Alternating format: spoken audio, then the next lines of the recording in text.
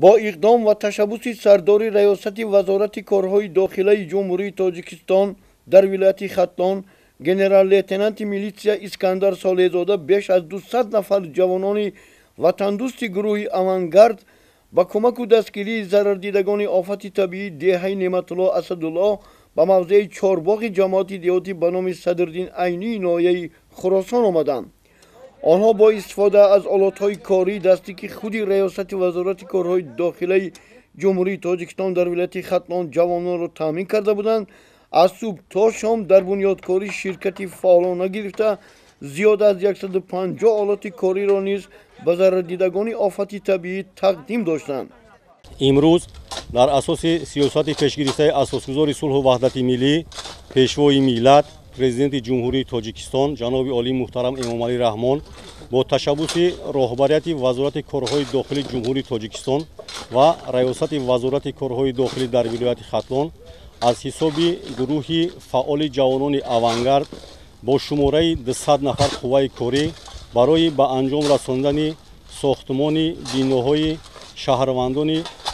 ناحیه خراسان دهه نعمت الله اسدالله که روز 14 می سال 2020 بر اثر آفت طبیعی ضرر دیده بودند و برای آبادانی سفربر کرده شدند. قوه‌های کاری با تمام لوازمات‌های ساختمانی تامین کرده شده است و اطمینان کامل داریم که در یک دوره مدتی کوتاه‌ترین همه خانه‌ها ساخته و با استفاده داده می‌شوند. مقامات کارهای داخلی جمهوری تاجیکستان سیاست پیشوای ملت را همه‌جانبه دستگیری نموده در همه حالت‌ها برای مردم خدمت می‌نمایند. بنیاد خانه‌های استقامتی برای مردم از آفت طبیعی آسیب دیده ناحیه خراسان در موضع چهارباغ وسعت تازه پیدا کرده است. علاقه دیوارهای قسمت زیادی بناها ساخته شده. خانه رقم 16 که به سراج‌الدین باباخانov تعلق دارد اولین شده شیفرپوش گردیده است. صاحب خانه دیگر باشد در چنین شرایط اقدام نشان داده در یک قطعه زمین زراعت گوناگون کش کرده است که نشونمای معتدل دارد. فردا این اقدام پیروان زیاد پیدا خواهد کرد. کمک و دستگیری جوانان وطن پرور و انسان دوست گروه آوانگارد بار اول نبوده چنین اقدام های جوان مردانه من بعد نیز ادامه می‌یابد. امروز با تشبث گروه جوانان آوانگارد در ناحیه خراسان برای کمک نمودن به ضرردیدگان سیل آفت طبیعی که در یک مدت کوتاه با دستگیری حکومت کشور خانه‌های خود را علاقه ساخته به استفاده داده ایستادند، از حساب جوانان فعال گروه آوانگارد از تمام شهر ناحیه ولایت ختلان و شهر دوشنبه برای کمک نمودن آمدند. جوانان گروه آوانگارد با یک حس بلندی وطن دوستی مسئولیت شناسی امروز میخواهند که با راه هم باشد، با چی طرزی که باشد در ساختمان بیناها در کمک نمودن به ساکنان این دهه نوبنیاد کمک رسانند. اگر از شهر دوشنبه 50 نفر جوانان گروه آوانگارد اختیاری به یاری ضرردیدگان آفت طبیعی به ناحیه خراسان آماده باشند، پس از شهر و ناحیه‌های ولایت ختلان در این روز 150 نفر جوانان این گروه در بنیادکاری‌ها سهمی ارزنده گذاشتند. با تشبث سردار ریاست وزارت کارهای داخلی در ولایت ختلان گنرال لیتنانت میلیتسیا محترم اسکندر سالزاده در همبستگی با گروه جوانان آوانگارد ریاست وزارت کارهای داخلی یک اقدامی سازنده به خاطر یعنی همدلی و دستگیری در کارهای ساختمانی که در ناحیه خراسان امروز ادامه دارد زیاده از 150 نفر جوانان گروه آوانگارد از شهر و ناحیه‌های منطقه باختر سفربر گردیدند. یعنی مقصد از تشریف ما در اینجا از این عبارت است که یعنی دستیاری رساندن به مردم آسیب زده و در کارهای ساختمانی یعنی سهم گذاشتن که البته همه این از تشبث‌های نجیبانه سرور دولت اساسگزار صلح و وحدت ملی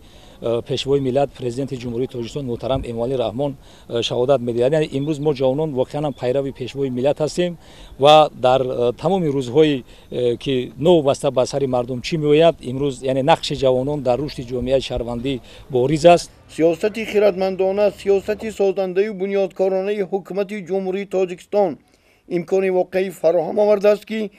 جوانان سعادتمند دیار در همه حالت از این سیاست دستگیری کامل نمایند، به هموطنان آسیب دیده خود دست کمک و یاری عملی خود را رسانند. мо сеюм маротиба аст ки дар ин ҷо дар корҳои сохтмонӣ омада яъне саҳми худро гузашта истодем ки албатта ин ташаббусҳои бевоситаи мана роҳбарияти раёсати вазорати корҳои дохилӣ яъне дар ҳамбастагӣ бо ҷавонони гурӯҳи авангарди вилояти хатлон мебошад. яъне имрӯз мо бояд ҷавонон дар рушду нумӯи тоҷикистони азизи худмон саҳмгузор бошем, зеро ки раиси ҷумҳур дар тамоми баромадҳои худ қайд мекунад ки ҷавонон ояндаи миллатанд. ба ин хотир имрӯз дар бари мардуме ки имрӯз аз офати табиӣ зарар дидан мо истодаем ва то охирин лаҳзае ки ин мардум ба хонаи худаш медарояд ҷавонони гурӯҳи авангард ҳамеша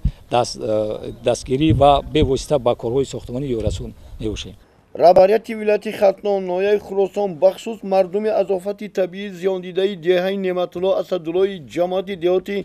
садриддин айнӣ аз ҳукумати ҷумҳурии тоҷикистон, соҳибкорони бонангу номуси диёр,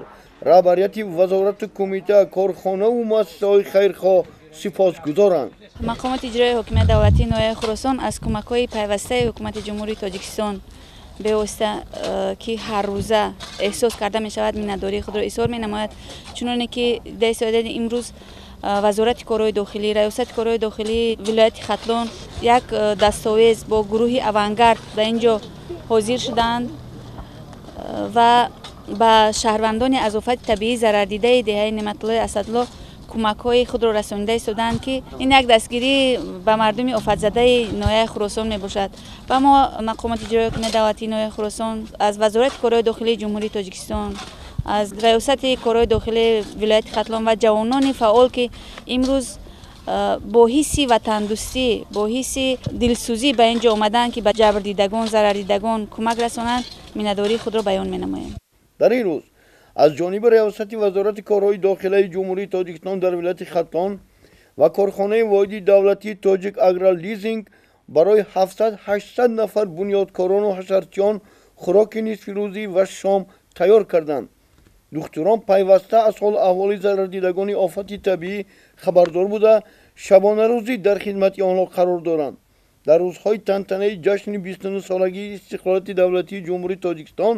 дар мавзеи чорбоғ бунёди хонаҳои истиқоматӣ барои 68 оила анҷом ёфта, бо ҳама шароити арзанда мавриди баҳрабардорӣ қарор дода мешавад. шералӣ саид, олим шамсов, зубайдулло қодиров, намозали эргашев, ноҳияи хуросон, ахбор.